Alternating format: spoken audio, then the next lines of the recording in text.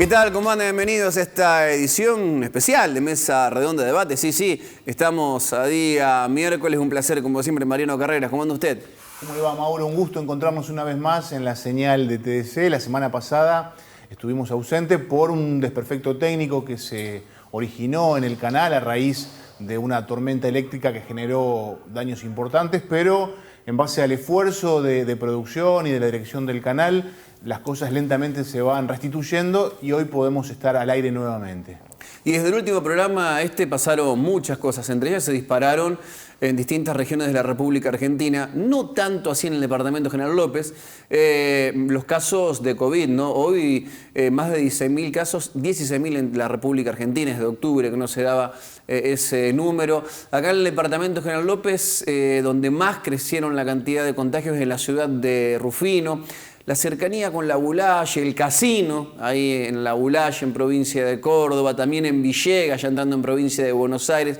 Esa microzona tiene una disparada importantísima de casos y acá lo más cercano, donde está creciendo y mucho también el número de contagios, es en la ciudad de Casilda. Por ahora el departamento General López no está en la zona de riesgo que definió el gobierno nacional. Hay 5 departamentos cercanos a nosotros en algunos casos y también departamentos de otras provincias de la República Argentina y ya comenzaron distintas restricciones, ¿no? Así que bueno, a tratar de seguir cuidándose, a potenciar los cuidados en un contexto donde sí se va avanzando con la vacunación, pero al mismo tiempo va avanzando el COVID, Mariano. Evidentemente hay una cuestión estacional que incide claramente en la propagación de la enfermedad y relacionado con esto también las conductas. Tuvimos algunos meses donde todos bajamos la guardia, donde fuimos cediendo en algunas cosas. Evidentemente, ante los hechos y ante el nuevo rebrote que empieza a darse, tendremos que empezar a ajustar esas conductas y volver a armarnos de paciencia. Creo que hay que remarcar algo, Mauro. Esto siempre es incómodo para todos. Es incómodo para las autoridades, es incómodo para los comerciantes, para los vecinos, para los inspectores, para los trabajadores. Digo, todos en algún punto estamos incómodos con las conductas que tenemos que llevar adelante. Hay muchas veces que hay decisiones o medidas que tienen alguna cuestión contradictoria, pero si uno se pone en el lugar del otro ve que también es difícil a veces poder encajar todo en su lugar porque seguimos hablando, pese a que hace ya un año que estamos conviviendo con el virus, de un escenario nuevo y de cosas que todavía no se conocen en detalle. Lo cierto es que empiezan a verse los números, empiezan a ponerse en alerta algunas cuestiones y tendremos que empezar a hacer un nuevo esfuerzo para tratar de cuidarnos entre todos. Sí, si no las restricciones van a ser mayores, ¿no? Por ahora están más relacionadas con el turismo internacional, con el cierre de las fronteras, en algunos casos con restricción horaria por la noche, para la nocturnidad, bares, pub, pero si no nos cuidamos, las restricciones van a potenciarse y eso va a desembocar en problemas económicos en distintos rubros, como ocurrió en el año 2020, y me parece que en esta oportunidad ya no tiene tanto oxígeno el gobierno nacional para proceder con ATP, con IFE, como sí lo hizo en el 2020. Así que bueno, hasta que el 65-70% de la población esté vacunada, y eso va a ser de acá a 3, 4 meses, no vamos a tener la inmunidad de rebaño que se dice, con lo cual por lo pronto el objetivo es evitar que se dé una masividad en los contagios para que no se saturen los hospitales o los efectores de salud y también reducir la cantidad de víctimas fatales, logrando llegar a la mayor cantidad de factores de riesgo. Si le parece, don Mariano Carrera, vamos con el primer invitado de esta edición de Mesa Redonda. Me parece muy bien, señor Mauro Dalmazo. Le vamos a presentar a Edicardo Russo, que es secretario general del Sindicato de Empleados de Comercio. Edicardo, bienvenido. Buenas tardes, Mariano. Buenas tardes, Mauro. Muchas gracias por la invitación. Y bueno, acá estoy a disposición. Y una de las razones de esta invitación, de esta convocatoria, tiene que ver con un trabajo que realizás anualmente, Edicardo, y que busca tener una referencia, tener una continuidad también a lo largo de los años en lo que hace al valor de la canasta familiar, según lo que se puede medir en las góndolas de la ciudad de Firmat. Así es, Mariano. En esta oportunidad hicimos el relevamiento en el mes de marzo, como todos los años, a excepción del año 2020, producto del aislamiento social que se produjo en ese mes, justo se iniciaba el ciclo de aislamiento, lo tuvimos que transferir al mes de abril.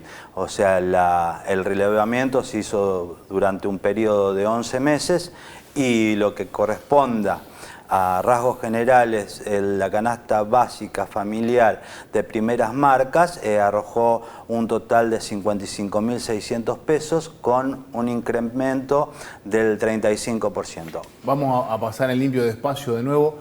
Primeras marcas, para 4 personas estamos hablando. Estamos hablando para un grupo familiar tipo madre, padre y 2 hijos en edad escolar, con una alimentación no en plan nutricional, sino sobre hábitos y costumbres como siempre lo hacemos. 55.000 pesos. 55.600 pesos para primeras marcas. ¿Qué entran dentro de esos 55.000 pesos? ¿Qué rubros, por ejemplo? Están contemplados alimentos, indumentaria, impuestos y servicios. Y queda exceptuado del rango de canasta básica familiar total, vivienda, educación y salud. Cuestiones que generalmente están, digo, dentro de lo que mide el INDEC, por ejemplo, exactamente, ¿no? El transporte, qué sé yo, por ejemplo, obra social, en algunos casos vacaciones también. Claro, pero ahí ampliaríamos y hablaríamos de una extrema generalidad. Nosotros consideramos importante que se releven los grupos que incluimos y después que cada uno tenga la posibilidad de incorporar los montos que correspondan a salud, educación y vivienda. ¿Por qué? Porque no es lo mismo aquella persona que alquila, aquella persona que paga un plan federal o tiene vivienda propia. Lo mismo con los sistemas de plan de salud. Distinto es un trabajador que tiene su obra social. Seguro.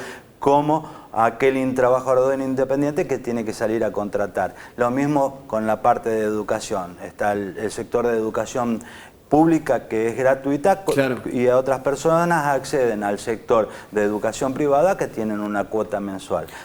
¿Cuál es el salario básico de un empleado de comercio? Un empleado de comercio al mes de marzo cierra con un salario neto de bolsillo de 56.200 pesos. ¿Está ahí? El promedio general, sí. Sí, estamos hablando de primeras marcas. Si hablamos de segundas marcas, ¿qué es lo que consume la clase trabajadora en definitiva? Porque hoy por hoy hay que cuidar los márgenes de poder adquisitivo.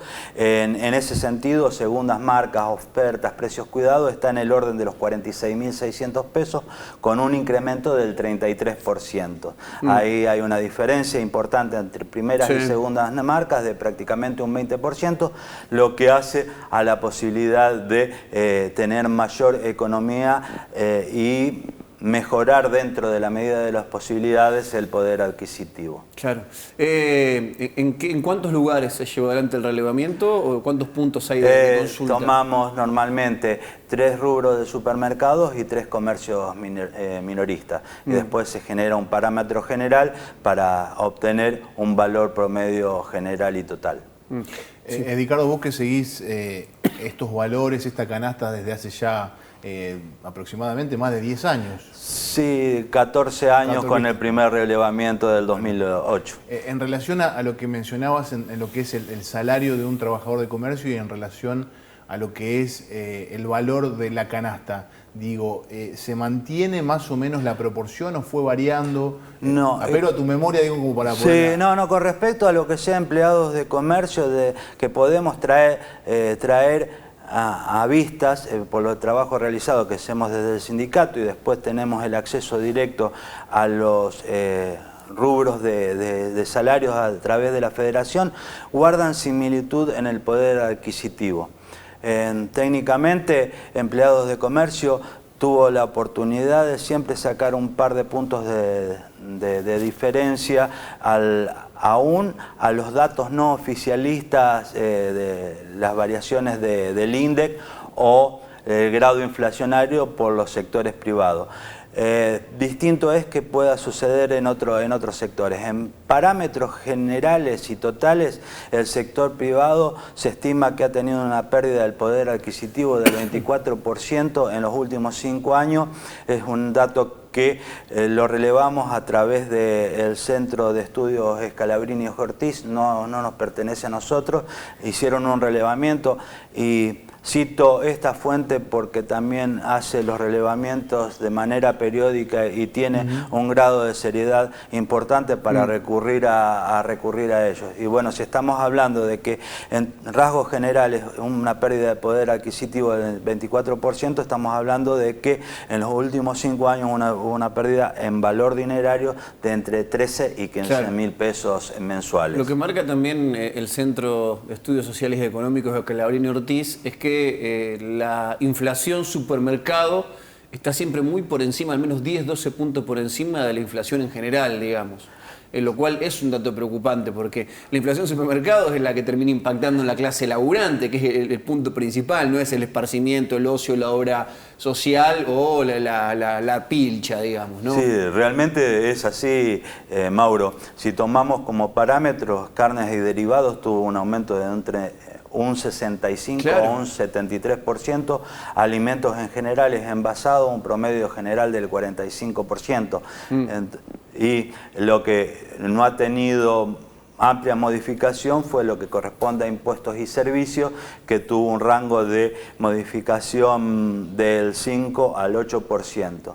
Hay una salvedad. Este año consideramos importante ingresar a lo que corresponda a impuestos y servicios, el rubro de servicio de Internet. Un rubro de Internet básico porque hoy, desde el 2020 hasta la fecha, si bien había sectores que lo tenían y otros no, las necesidades, como necesidad prácticamente esencial, el rubro Internet debería tener acceso a todas las casas y bueno, tiene un costo que no tiene gran incidencia en el porcentaje de inflación, pero sí en el desembolso mensual.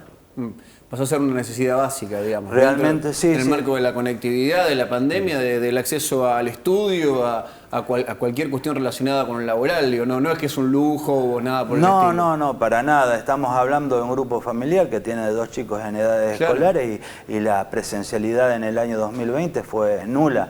Y bueno, hubo una posibilidad de conectividad, quienes tuvieron la posibilidad de acceder a ese servicio, de mantener la continuidad de educación. Por lo que tenemos perspectiva en el año 2021, tenemos una semipresencialidad que está un 50% aproximadamente en aula y el otro 50% en sistema virtual. Por último, Ricardo, dentro de lo que es la canasta de alimento en el relevamiento, ¿qué está, por ejemplo, ¿no? ¿Qué cuestiones básicas ponés en lo que es la familia tipo? Está lo que corresponda a alimento con todos sus sectores divididos. Un día digo de carne, de pescado, sí, es decir, una dieta básica de una familia que no extrema cuidados y necesidades. Una carne, pollo, pescado una vez a la semana, otros cortes de carne. Después tenemos los consumos que normalmente son normales y habituales, que es arroz, fideo, toda la parte de que corresponda a higiene personal y limpieza, indumentaria, todos los rangos de indumentaria y lo que corresponda a impuestos y servicios. Ricardo, un placer como siempre. Muchas gracias por visitarnos. No, gracias y a disposición como siempre. Ricardo Russo nos visitó en Mesa Redonda de Debate, pausa comercial y ya volvemos.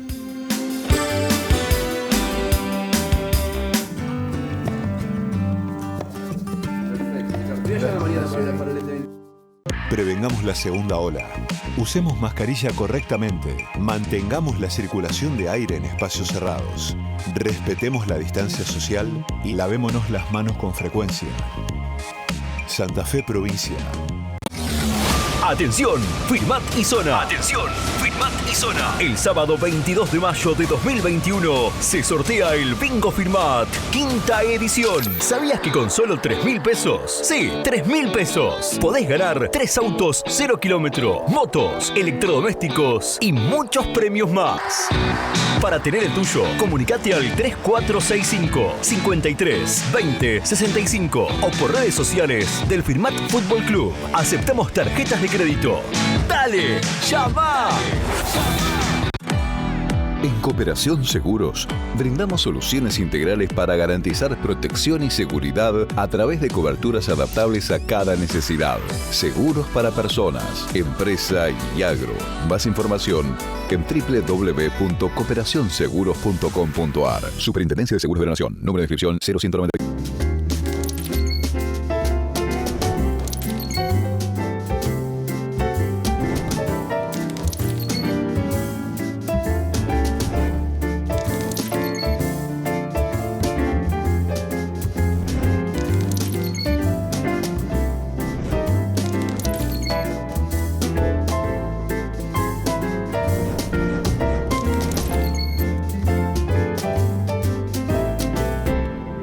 La basura es un tema de todos. De todos. De todos. De todos. De todos.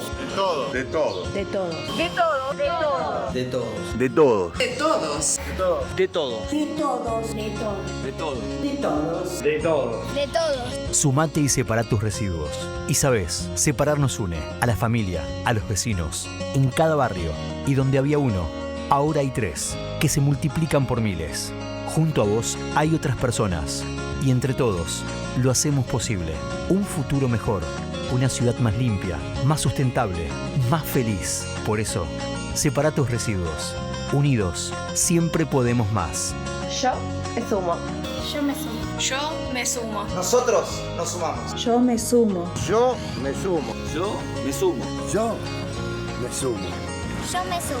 Si separo, no es basura. Yo me sumo.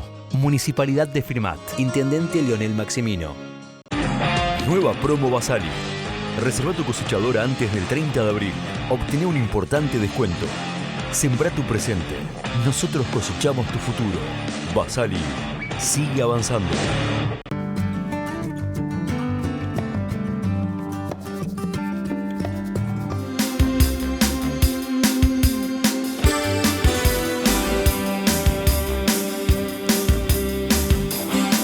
Algún día vamos a hacer en vivo también las pausas comerciales, ¿no? Porque surgen cosas jugosas. Segundo bloque. Es la parte más divertida. Sí, a veces sí. A veces sí. A veces la parte más divertida. Vamos con el invitado, Mariano, mejor. Bueno, vamos a darle la bienvenida al director del Hospital General San Martín, Emilio Focos. Emilio, bienvenido. ¿Qué tal? ¿Cómo vas? Buen día, buenas tardes, perdón. ¿Cómo le va? Muy bien. Gracias por venir. Ya estamos en guardia, así que es buenas tardes, buenos días, buenas noches. Ya, sí, es todo lo mismo ya. Emilio, bueno, estamos en un momento donde lo decíamos al inicio con Mauro, empiezan a encenderse las alarmas en distintos puntos del país y también de la provincia. Por suerte todavía en nuestra región, en el departamento General López, no aparecen esos indicios, pero sabemos que estamos todos intercomunicados y que ya evidentemente hay que empezar a ajustar y a rever algunas conductas. ¿Cómo se están preparando ustedes y cuáles son los lineamientos que tienen para las semanas que vienen? Sí, sin duda, como decís, está viniendo, o sea, hemos empezado la segunda ola en el país y tal como pasó en la primera vez que tuvimos COVID, primero impacta en todo lo que es Cava, Buenos Aires, Capital Federal, las grandes ciudades, y después empieza a repercutir con 15 días de diferencia en los pueblos y ciudades más pequeñas, como pasó la otra vez. Creo que esta vez va a volver a pasar lo mismo, de hecho se está viendo más o menos el mismo movimiento. Rosario ya tiene bastantes altos índices de ocupación de camas y bueno, nosotros por suerte hasta el momento venimos con bajos niveles, pero ya esta semana hubo movimiento, digamos, de pasar en terapia de paciente 0 a 3 en un día.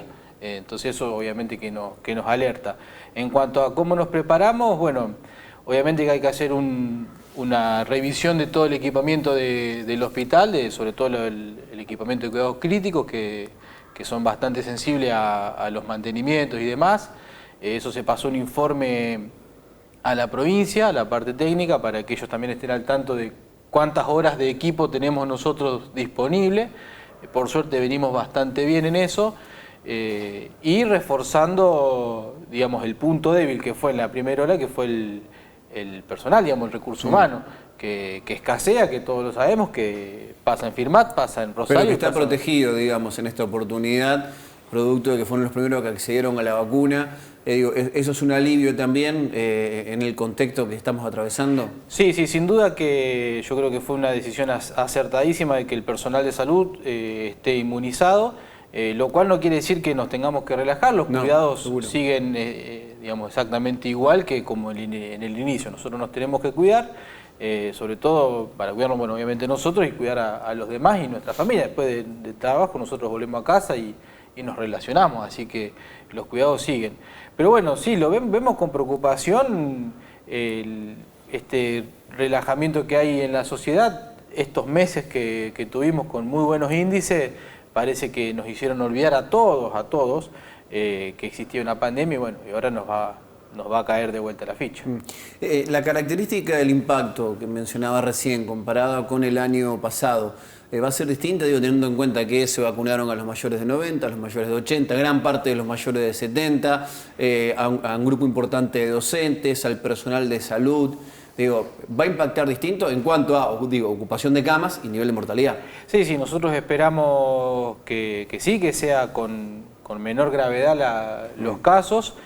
Honestamente, todos hubiésemos deseado que para estas instancias hubiesen mayor personas inmunizadas, pero bueno, sabemos que la vacuna es un recurso limitadísimo en Argentina y en el mundo, así que apelamos a la conciencia social que nos den por lo menos un mes más, porque ahora sí tenemos bastante buen ritmo de vacunación, necesitaríamos un mes más como para tener una gran población inmunizada. Por suerte, como decía Mauro, la población más de riesgo se inmunizó. Dentro de lo que se denomina población de riesgo, después quedan los que están en la franja entre 18 y 65 años, ¿no? Con factores de riesgo. ¿A qué porcentaje aproximadamente se está llegando? Y nosotros tenemos de adultos mayores en Firmat más o menos más del 70% inmunizado. Claro. Arriba de 60 años más del 70%. Es un buen porcentaje. Muy buen porcentaje, sí, sin duda, muy buen porcentaje. Comparado con otras provincias, Santa Fe ha logrado un nivel, muy buen nivel de vacunación, en la distribución, en la logística, en la armada, estructura, todo. La verdad que fue una decisión del gobernador Omar Perotti que siguió los lineamientos del ministerio. Con una logística impresionante, de hecho muchas veces nos ganaba la logística de distribución a la logística de vacunación. Claro. Sobre todo en los primeros momentos cuando no había tanta gimnasia y que empezamos con la vacuna Sputnik, que tenía cierta logística un poco complicada.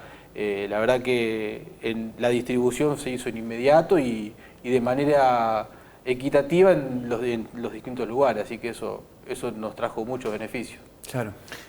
Una serie de consultas, Emilio, que tienen que ver con cuestiones de la coyuntura.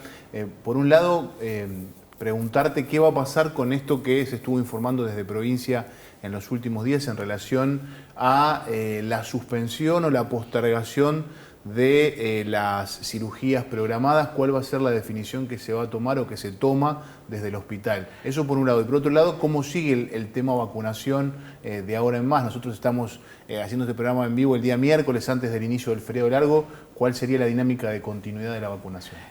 Con respecto a las cirugías, nosotros hoy estuvimos conversando con el jefe de la región de salud, con el doctor Bustos, explicándole la necesidad que nosotros teníamos de poder continuar con las cirugías, teniendo en cuenta dos cosas: que todavía nuestro nivel de ocupación en el hospital es bastante bajo, lo cual nos permite tener pacientes internados de otras patologías, y que todavía venimos con un atraso de todo lo que fue el año pasado, con ese tiempo enorme de suspensión de cirugías que quisiéramos tratar de ponernos al día. Obviamente no vamos a llegar, va a llegar un momento donde tengamos que suspender las cirugías, pero creo que tenemos por lo menos 15 días con eso sin tocarlo. Y la otra pregunta... Respecto a la vacunación, si los días ahora francos, feriados, se van a vacunar o no, y cómo sería a partir de la semana que viene, si hay un esquema ya más o menos. El esquema sigue siendo el mismo como nos veníamos manejando las semanas anteriores. Nosotros vamos a estar recibiendo probablemente mañana más dosis de vacuna, como de Sputnik, para continuar con la inmunización de adultos mayores. Nosotros hicimos un pedido al Ministerio de que nos amplíen el turnero porque se había armado un gran equipo de vacunación, la verdad que el trabajo que están haciendo es excelente y teníamos más dosis de la que, o sea, más posibilidad de aplicar dosis que las dosis que teníamos, que en realidad que el turnero que teníamos. O sea, nos asignaban menos personas de las que podíamos vacunar. Así que bueno, se hizo un pedido a Santa Fe diciendo que bueno, que nos dupliquen la cantidad de turnos y hoy nosotros estamos vacunando más de 100 personas por día y tenemos posibilidad de una capacidad de por lo menos 160 personas por día.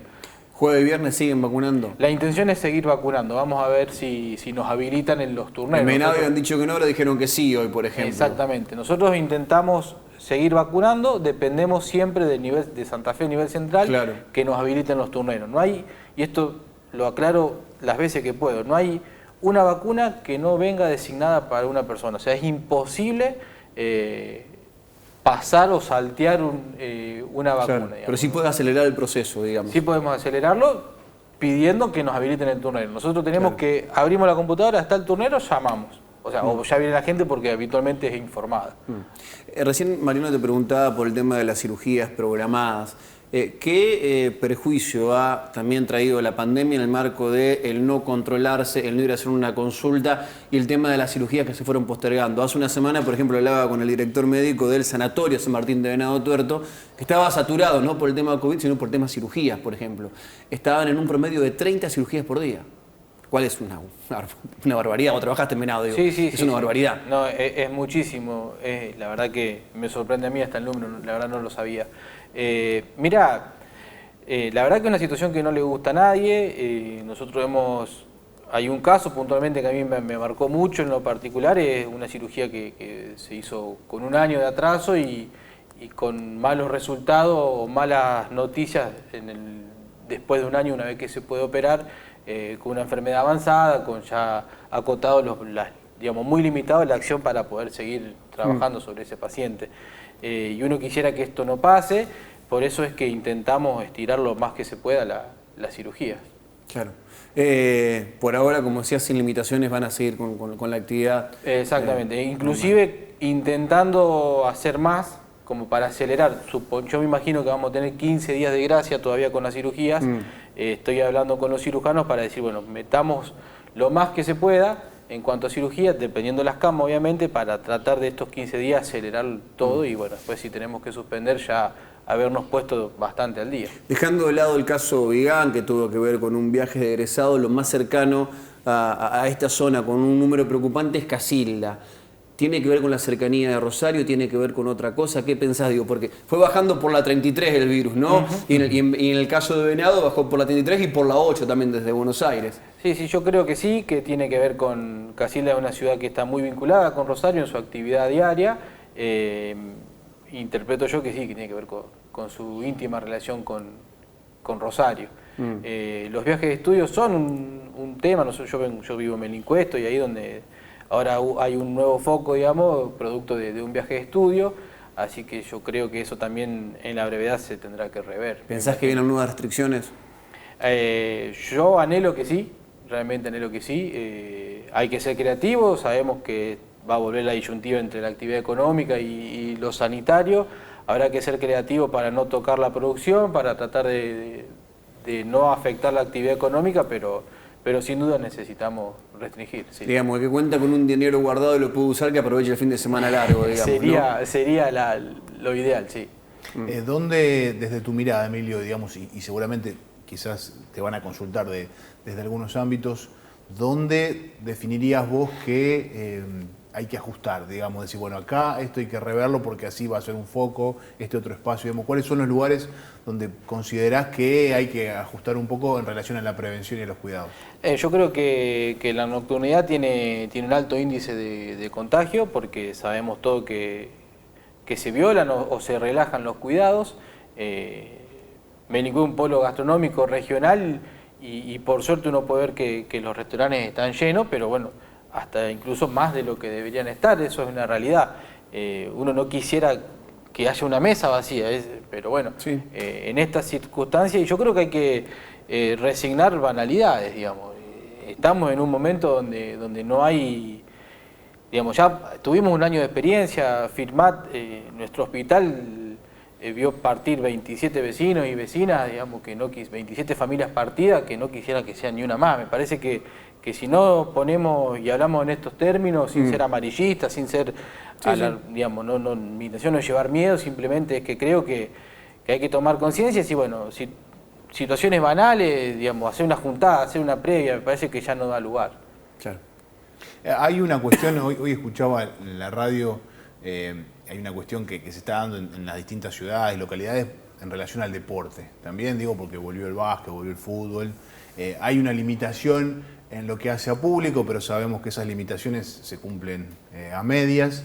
¿Qué pensás al respecto también en torno a eso? Porque empieza a chocar, por un lado, el esfuerzo y el trabajo de la gente del club para poner un equipo en la cancha y todos los gastos, con la cuestión sanitaria que, digamos, después trae las otras consecuencias. Sí, sin duda. Y es difícil, lo decíamos al comienzo, para todos es incómodo. O sea, no hay alguien acá que esté tranquilo decidiendo y diciendo, no, hay que cerrar y ya está, o esto se hace. Digo, para todo el mundo es incómodo, es molesto, digo, cada uno de su lugar no la pasa bien al momento de tener que definir en estas cosas. No, sin duda que es muy difícil y esto es una apreciación mía desde mi lugar.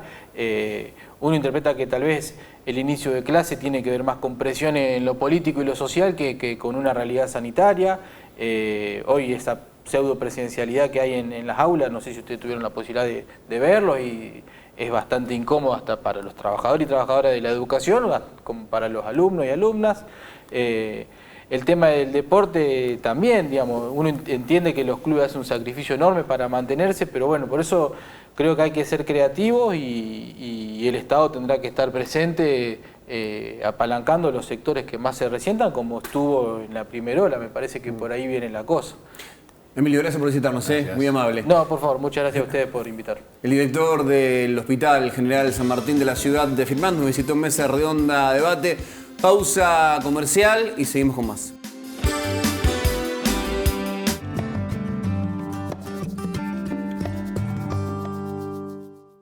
Prevengamos la segunda ola. Usemos mascarilla correctamente. Mantengamos la circulación de aire en espacios cerrados. Respetemos la distancia social y lavémonos las manos con frecuencia. Santa Fe, provincia. En Firmat, todo lo que sea computación se llama Yes Digital. Insumos, equipos, recargo de tóner y cartuchos, venta de PC, notebooks, tablets, venta de celulares y accesorios, TV, impresoras, cámaras de seguridad, servicio técnico especializado. www.yesdigital.com.ar. Llámanos 424-893. Remedios de Escalada, 1909. Firmat. ¿Dónde querés vivir? Es una pregunta difícil de responder.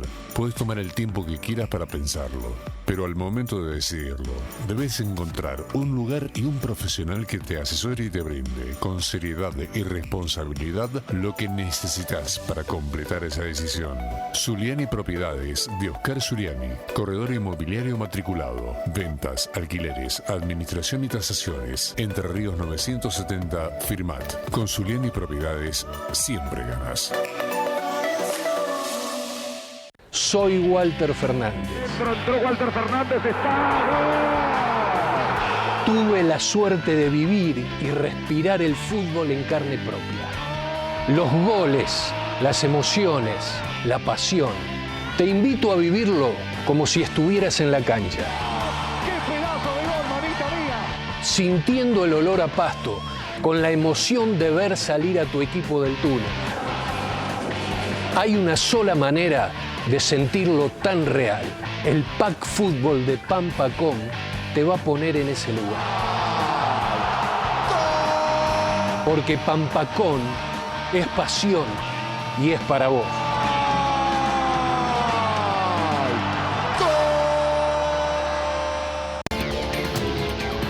Más potencia. Menor consumo. Más tecnología.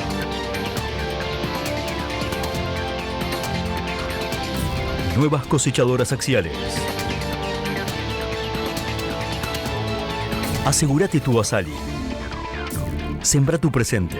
Nosotros cosechamos tu futuro. Basali sigue avanzando.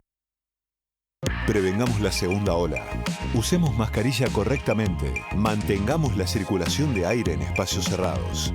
Respetemos la distancia social y lavémonos las manos con frecuencia. Santa Fe, provincia. En Firmat, todo lo que sea computación se llama Yes Digital.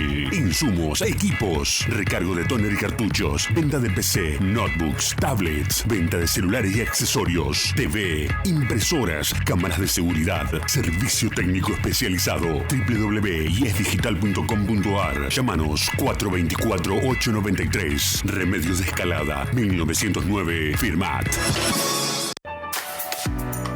¿Dónde querés vivir? Es una pregunta difícil de responder.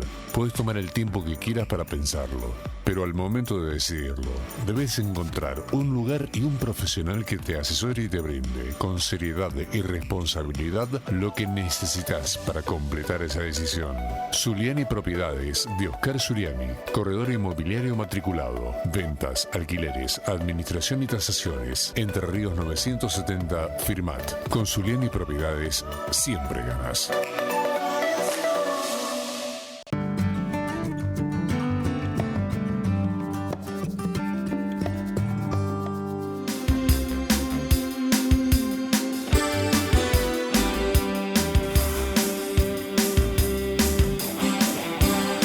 Último bloque de Mesa Redonda Debate y nos visitan dos venadenses, un firmatense. Estamos hablando de Alejandro Videla, José Canelo y Ricardo Rubí de la Unión de Veteranos de Guerras del Sur de Santa Fe.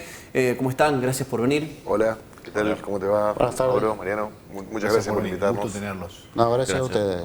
Y bueno, y siempre que nos acercamos a esta fecha, al 2 de abril, empieza a ponerse sobre la agenda un tema que en realidad es un tema que venimos hablando desde hace muchísimos años en la Argentina y que creo que todavía nos sigue despertando un montón de contradicciones a los argentinos. Por un lado, lo que representan ustedes como veteranos de guerras, con el reconocimiento de una parte importante de la sociedad, con esa historia que es tan dinámica y que empiezan a conocerse cosas hoy que antes no se sabían, empiezan a aparecer historias de lo que pasó en Malvinas, inclusive dentro de los propios soldados y con los superiores, una historia que siempre está moviéndose, no hay nada cerrado todavía cuando hablamos de Malvinas.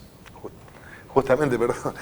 Avanzo porque veníamos charlando con Ricardo, porque un compañero que trabaja en Rosario, en la universidad, en la UNR, me llama hace una hora y me dice: Alejandro, estamos preparando un comunicado y, bueno, por supuesto, políticas de género, dice, ponemos veteranos y veteranas. Le digo, mirá, en realidad el 2 de abril está por ley como Día del Veterano y de los Caídos en la Guerra de Malvinas. Le digo, a ver, ahora hace un tiempo que nosotros ignorábamos, ha surgido un grupo que aparentemente son veteranas de guerra, y bueno, y lo veníamos charlando con Ricardo en el auto y tampoco nos poníamos de acuerdo entre nosotros dos, y bueno, tuvimos que recurrir a Google, para desasnarnos un poco, porque es cierto, cada vez que hemos revisado los padrones del Ministerio de Defensa no encontrábamos nombres de mujeres. Y bueno, resultado, encontramos un nombre de una mujer dentro de los padrones del Ministerio de Defensa, reconocida como veterana de guerra. Y en realidad otras estuvieron en hospitales en Comodoro Rivadavia, por ejemplo, o en Ushuaia, no entrarían en la consideración que establece la ley para que sean veteranas de guerra. Pero te quiero decir, a 39 años de aquel 2 de abril de 1982 todavía tenemos estas dudas, de decir veteranos y veteranas, por ejemplo. Claro, y uno escucha el relato inclusive de varias enfermeras que estuvieron ligadas de una u otra manera y plantean esto que vos estás diciendo, que quizás no están en los padrones, pero ellas dicen, nosotros también de algún modo fuimos parte de buscan un reconocimiento. Y es más, uno pensaba, yo por ejemplo, que eran enfermeras o instrumentistas quirúrgicas y nada más, y no. Había un aspirante oficial naval que era de comunicaciones, estaba atendiendo una radio en un barco que hacía espionaje, pero claro, ese barco no sé si está reconocido, decíamos con Ricardo, si está reconocido o no, la tripulación como veteranos de guerra. Bueno, después descubrimos que no estaba reconocido ese barco, y la tripulación como veterano de guerra, ella no sería para la ley veterana de guerra, pero buscan ese reconocimiento. Claro, eso es, por eso también lo que vos decías, que claro, hoy en día hay grupos de soldados que siguen peleando por el reconocimiento para ser veteranos de guerra. Los que estuvieron en el continente, que estuvieron en distintas bases del sur especialmente.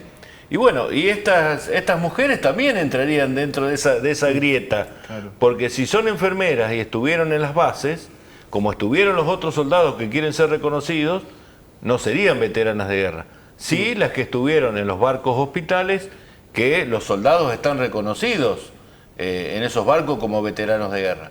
Entonces ahí se abre esta grieta también entre enfermeras o mujeres movilizadas y mujeres veteranas de guerra. Claro.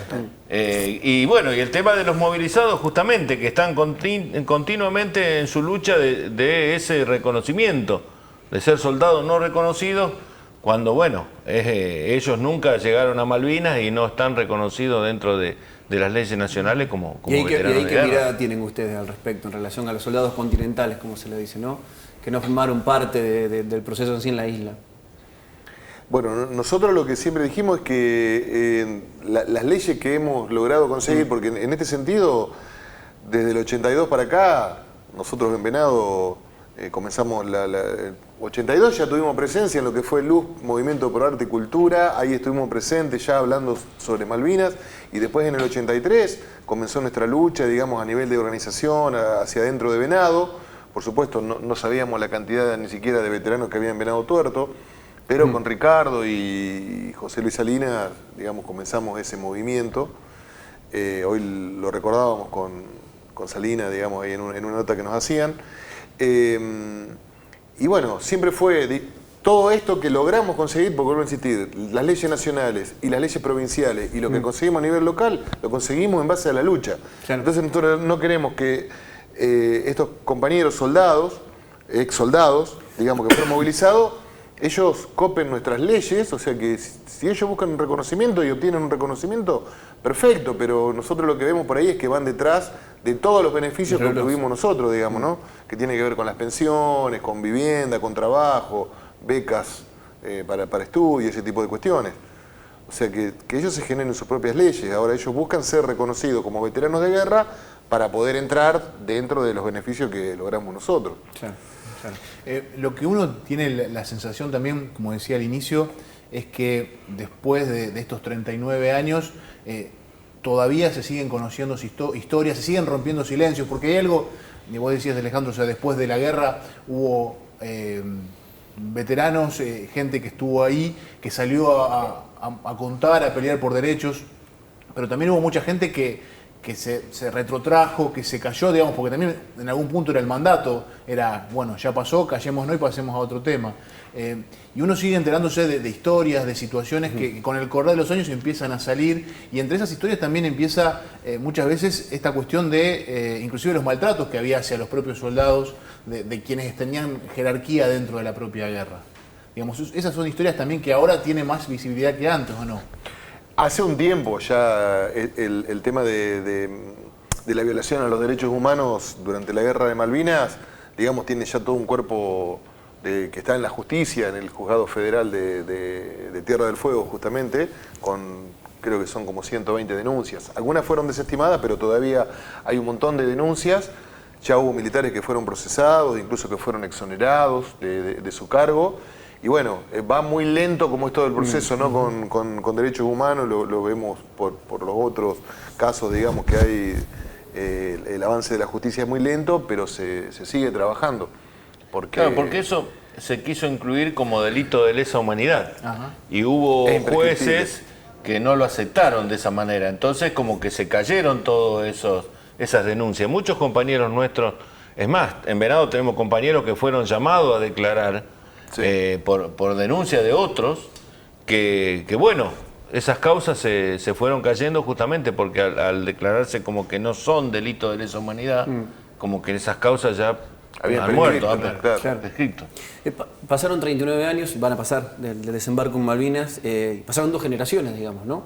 ¿Qué buscan o cómo intentan transmitir todo lo ocurrido a las nuevas generaciones, a los que no conocieron la historia, José? Sería lindo que esto, el tema Malvinas, sea más realizado en los colegios, para que los chicos de la escuela entiendan lo que fue Malvinas, la guerra, y tengan conocimiento, porque hay a veces que le dicen cosas que nada que ver. Hoy estaba hablando con mi nieta y le contaban lo que había pasado, pero con el tema de maltrato, de los soldados allá en Malvinas, que yo nunca cuando fui a las escuelas he comentado eso, porque para mí no era comentar eso de maltrato, sino que tengan conocimiento de lo que hicimos allá. Que fuimos a defender la nación con nuestro cuerpo y que ellos entiendan que la guerra no es un juego, porque los chicos dicen, ¿cuántos mataste? ¿Cuánto? Y no es eso. A veces yo les digo, no chicos, yo gracias a Dios no maté a nadie, porque con una pistola 45 y 7 tiros no podés matar a nadie. Yo hice allá, el trabajo mío fuera apoyo logístico, descargar barco, avión, llevar municiones. Ese fue el trabajo que yo hice allá y nunca voy a cambiarlo por otra cosa, porque yo no hice otra cosa que eso. Claro, no vas a fabricar una historia. No, eso no es mi idea tampoco, porque vos el día de mañana vas a dar una charla y te trabas y cambia el tema y... En Malvinas es cierto lo que dice José, cada uno tuvo su historia, desde el cocinero hasta el que tuvo que a lo mejor apretaba un botón para que salga un misil, o el que estuvo ahí en el campo de batalla y le tocó realmente combatir cuerpo a cuerpo, ¿no? Cada uno tuvo sus funciones. Y bueno, algunos por ahí siempre lo decimos. Yo también tuve la suerte de no entrar en ese combate directo, sino de recibir el bombardeo de los ingleses durante 45 días. Y hay otros que, han entrado en combate directo, donde fue cuerpo a cuerpo, donde fueron combates durísimos en distintos lugares que hubo. Pero bueno, cada uno tuvo su guerra y cada uno, eso está bueno lo que dice José, cada uno contamos nuestra experiencia desde nuestro punto de vista.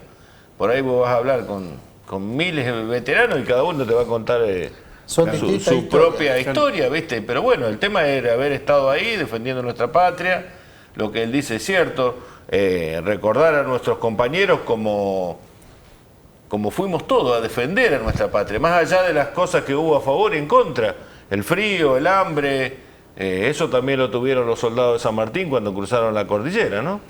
Pero bueno, sobre eso rescatar el valor del soldado. Claro. Pero bueno, que hubo otras cosas, otros abusos de los militares hacia los soldados también existieron. Por eso está bueno contar cada uno su historia y cada uno lo bueno, lo malo, y siempre rescatando también el valor del hecho de haber tenido 18, 19 años y haber peleado contra los ingleses. En tu caso, Alejandro, lo que buscas transmitir de cuando te convocan a una charla de una escuela, por ejemplo, ¿no? Claro, primero iba a agregar, esto ha sido un segundito nada más por lo que dijo Mariano, de lo que va surgiendo, ¿no?, con el tiempo. Bueno, por ejemplo, el número de caídos de 649 pasó a 632. Entonces, en realidad, muchos carteles que teníamos banderas y todo, tuvimos que modificar ese 649. ¿Por qué? Porque cuando se hace una lista definitiva de las Fuerzas Armadas, el Ejército reconoce que hay 17 que murieron en el continente, y no por combates, o sea, no murieron en combate. Murieron por distintos accidentes, un helicóptero creo que fue que se cayó. Por enfermedades, digamos. Fue en el transcurso de la guerra, pero no fue en combate. Así que ese número de 649, hace pocos años varió y es 632. Yo creo que lo uno que lo que busca transmitir es esto, ¿no? Primero, el tema de lo que es el horror que significa una guerra. Por eso contamos algunas cuestiones anecdóticas de lo que vivimos, de lo que pasamos allá. Pero lo que queremos rescatar es decir, mandar un mensaje o que los chicos conozcan este mensaje de lo que implica la soberanía. No solamente Malvinas como una cuestión que pasó en el 82, sino que es plena actualidad, digamos, para que se entienda. Esto tiene que ver también con el nivel, ¿no? Hablas con los niños o niñas de nivel inicial, que lo hacemos, y se transmite lo que se puede de una forma de hablar a lo mejor no tanto de la guerra, pero sí de la flora, de la fauna, del clima de Malvinas, de cómo vivíamos allá, qué era lo que comíamos, cómo estábamos. Y bueno, y a medida que vos vas, digamos, a cursos superiores o nivel de terciario, universitario, las charlas, por supuesto, se van profundizando y terminás hablando de lo que implica Malvinas a nivel de soberanía. Lo que implica el tema de la licencia pesquera, de exploración petrolífera, el hecho de que haya una base militar en ese lugar del Atlántico Sur, o sea, ¿no? Y no solamente eso, sino te lleva a hablar de todos los recursos de la República Argentina, como no solamente es Malvinas, sino que yo siempre digo, hay varias Malvinas dentro de Argentina, ¿no? Que tiene que ver con la minería, con un montón de cuestiones, ¿no? Eso quería preguntarte, Alejandro. Digo, Alejandro tiene los días domingos un programa en Radio Ciudad, Venado Tuerto, en la radio municipal, que se llama Bitácora Malvinas, donde todos los domingos se están abordando distintos enfoques de Malvinas y, como él dice, de las distintas Malvinas. Y me ha pasado algo que lo voy a contar, digamos, públicamente, que en algún programa que se aborda algún tema y que van excombatientes, después se quedan una hora charlando sobre eso que estuvieron abordando, porque evidentemente hay ahí una mirada profunda sobre esto que vos decías, que es la soberanía, por esa que ustedes fueron a pelear y por esta que todavía siguen peleando. Digo, ¿dónde ves, y vos sos un tipo también de la política, que tenés participación político-partidaria, ¿dónde ves esas luchas que deben seguir continuando y profundizándose en ese resabio de Malvinas que todavía sigue latente, y en estas otras Malvinas que tenemos que seguir mirando y comprometiendo y poniendo, digamos, en tela de juicio y cuestionándonos y debatiendo? Bueno, la nuestra es una lucha que continúa y la profundizamos, por ejemplo. A ver, estamos de acuerdo con las políticas que se están implementando a nivel nacional, no tanto con lo que pasó con el gobierno anterior. Hubo alguna política acertada hacia el sector de veteranos, pero no a lo que significa Malvinas como soberanía, digamos. En cambio, este gobierno son las dos cosas, digamos, el reconocimiento hacia los veteranos y también un enfoque distinto hacia la lucha por la soberanía en Malvinas y, bueno, Georgia, demás islas, digamos, ¿no? Entonces, por ejemplo, la lucha nuestra estuvo centrada el año pasado ante las 3 leyes que salieron, una que tenía que ver con el reconocimiento de los nuevos límites de nuestra plataforma, la otra, la creación del Consejo, de la Comisión, una comisión asesora sobre el tema Malvinas, que ahí a nosotros nos dieron un lugar. Para un veterano de guerra forma parte de esa comisión. El país estuvo movilizado para que ese compañero veterano que estuviera ahí fuera el presidente del Centro de Veteranos de Guerra de Santa Fe, Adolfo Schweighofer, digamos, porque él nos representa. Estaba la posibilidad de que por ahí un sector del gobierno nombrara a un veterano del CECIN de La Plata, por ejemplo, pero él no era representativo de la mayor parte de los centros del país. Entonces nos movilizamos escribiendo cartas y peticiones a quien a ustedes se pueden llegar a imaginar, y logramos que Adolfo esté participando de esa comisión, que es muy importante. Consejo Malvinas es el nombre. Consejo Malvinas, que va a ser quien va a generar las políticas necesarias, digamos, como para que luego la diplomacia argentina lleve adelante. Hasta el momento hubo 5 reuniones, por supuesto. Fito el otro día tuvimos una reunión de la Federación, hay todo un protocolo, él no puede abiertamente contar lo que sucede en un reportaje ni nada por el estilo, porque tiene que tener una autorización. Para eso están los voceros justamente del gobierno. Está presidida por el presidente de la Nación. Nos ha contado, por supuesto, algo de cómo vienen en una etapa de investigación.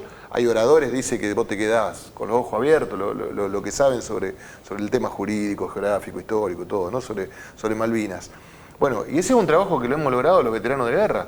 Digamos, que un compañero nuestro esté ahí y, ojo, no es que está escuchando, está participando y lleva la voz nuestra y hace aportes concretos, digamos, ¿no? Ese es un trabajo. El otro trabajo lo tenemos en la Comisión Nacional. La Comisión Nacional también depende del Ejecutivo. Fue creado en la época de Menem, pero después fue intervenido. En el último gobierno de Cristina no funcionó muy bien, digamos, teníamos un compañero ahí que no nos representaba, esa era la realidad, no nos representaba. Y luego logramos, ahí está, por ejemplo, con el gobierno de Macri se logró consolidar esta Comisión Nacional, y Fito era el presidente de esta Comisión Nacional. Y también está trabajando en conjunto con la Secretaría que dirige Filmus con los temas de la soberanía. Bueno, y ahí también está nuestra lucha. como también está nuestra lucha reflejada en el PAMI, en el ANSES. ¿Para qué? Para que, por ejemplo, el plan de veteranos de guerra que tenemos dentro del PAMI funcione en todo el país. Y eso tiene que ver con la salud de nosotros, bueno, de todos nuestros compañeros. O sea, hay una lucha continua y de opinión y de formación y de participación también, como vos decís, en distintos sectores, porque así como yo tengo una militancia política, hay compañeros que son intendentes, hay compañeros que son concejales, hay compañeros que escriben leyes, hay compañeros que están participando de la vida activa de los partidos políticos y opinando sobre estos temas de soberanía que hablamos antes. Es importante marcar esto porque tenemos un mal hábito, no sé cómo sea en otros lados, pero en Argentina nos pasa eso, digamos que hablamos de Malvinas el 2 de abril y después parece que hasta el 2 de abril del año siguiente hay que hablar de otras cosas menos de eso. Por eso me parece interesante que ustedes puedan ir planteando esto en todo lo que van trabajando, en lo que van interviniendo, en lo que debaten entre ustedes mismos, para que se entienda que esto es un movimiento que está en una dinámica constante. Fíjate que ya otro logro, se puede decir, de este gobierno, que ya se formó la comisión de organizadora de actos de los 40 años que se van a cumplir el próximo año. O sea, ya hay una comisión que está trabajando para hacer justamente eso que siempre los veteranos decimos, ese gran recibimiento, ese gran desfile que nunca tuvimos, que nunca el pueblo nos recibió. Bueno, ahora ya se formó esa comisión que está trabajando para los 40 años de Malvinas. Así que esperemos que sea un gran agasajo y que, bueno, podamos estar la mayoría, aunque ya muchos desgraciadamente quedaron en el camino después de 40 años, pero bueno, por lo menos... ¿Sentís esa deuda, Ricardo, esto que estás diciendo, digamos, esa deuda de esa recepción que nunca existió, que todavía sigue siendo una deuda del pueblo argentino para con los soldados? No, del pueblo no. Nosotros lo que siempre decimos, y gracias a Dios en este país, más allá de lo que la gente opine, la gente a veces dice el veterano nunca tiene nada, no se le reconoció, no. Pero bueno, no fueron los políticos los que lo reconocieron, fuimos nosotros, desde las organizaciones, como decía hoy Alejandro, como decía José, que empezamos a luchar por nuestras leyes. Después de Malvinas no había leyes que ampararan al veterano. Y bueno, fue gracias a la unión de todos los veteranos de guerra que los gobiernos de turno, de a poquito, nos fueron reconociendo. La gente, ni hablar, el pueblo argentino nos reconoce siempre. Nosotros hemos participado de un montón de desfiles. Yo no creo que ese gran desfile por ahí haga falta. Pero bueno, me gustaría participar y me parece que está bien. Pero yo creo que el pueblo a nosotros nos reconoce. La mayoría. Está bien, a lo mejor las nuevas generaciones... Y somos nosotros los que sentimos la obligación a veces de difundir, como decía José, en los colegios. Nosotros hemos ido a muchísimos colegios, en forma particular. Bueno, en Santa Fe tenemos una gran ley que, bueno, se cayó. La ley de educación que no terminó de salir, pero iba a ser una gran ley de Malvinas en los colegios. Pero bueno, fue todo gracias a la lucha. Y siempre decimos, Santa Fe es una provincia, es la más organizada a nivel veteranos de guerra. Santa Fe siempre estuvimos todos los centros dentro de una federación, nunca tuvimos encuentros y peleas como a lo mejor tuvieron en otras provincias, justamente por la política partidaria. Nosotros siempre en Santa Fe dijimos, tenemos que trabajar con los gobiernos de turnos. Empezamos allá por la época de Obey, donde empezamos a conseguir algunas cosas, y bueno, hoy en día en Santa Fe tenemos una gran ley que nos ampara. Así que yo, gracias a Dios, me siento totalmente reconocido por el pueblo y bueno, y por los políticos, la mayoría de los políticos de turno que estuvieron en su momento y que nos dieron lo que nosotros más o menos tratamos de pedir, que lo mínimo era por lo menos salud. Y bueno, tenemos una pensión también que no nos podemos quejar. Ricardo, José, Alejandro, gracias por visitarnos, muy amable, un placer. Gracias a usted y bueno, un homenaje este 2 de abril para todos nuestros compañeros caídos en la guerra, ¿no? Sí, José. Perdona. No, dale, José. La vigilia acá en Firmat no se hace. En mi casa tengo un mástil y vamos a hacer la vigilia ahí. El que quiere ir, que vaya. Perfecto. Vaya, hizo la bandera nueva. Cantamos la aurora, subimos la bandera, cantamos el himno, hacemos el minuto de silencio y lo último de la marcha de las Malvinas. Es una concentración pequeña con los vecinos. Claro. El primero a las 12 de la noche. Que más o menos en Venado también no va a haber una gran vigilia, y esto sucede en las principales ciudades del país también. Porque tiene que ver con la cuestión sanitaria. Exactamente. Y lo que sí, el acto protocolar se hace a las 11 en la Plaza Malvina. Si llueve, se hace en el Galpón del Pueblo. Perfecto. Llegamos al final de una nueva edición de Mesa Redonda Debate. Mariano Carrera, es un placer, como siempre. Nos reencontramos en 8 días, el próximo jueves. Gracias por estar, como siempre, del otro lado.